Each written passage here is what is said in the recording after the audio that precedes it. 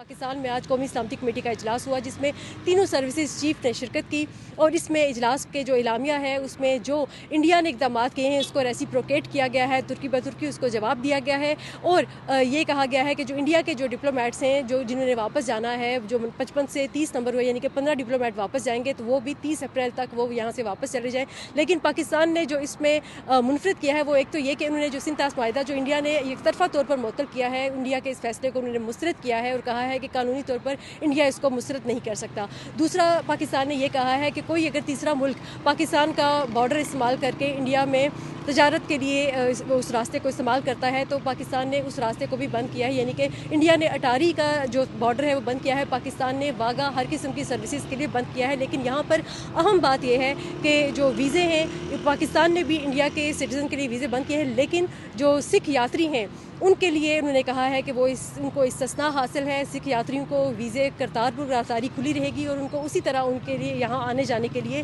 वीज़े मिलते रहेंगे। इसके अलावा पाकिस्तान ने जो इलामिया जारी किया है उसमें ये कहा है कि अगर इंडिया दरअंदाज़ी जारी रखता है या दरअंदाज़ी बंद नहीं करता, पाकिस्तान में जो दहशतगर्दी हो रही है उसकी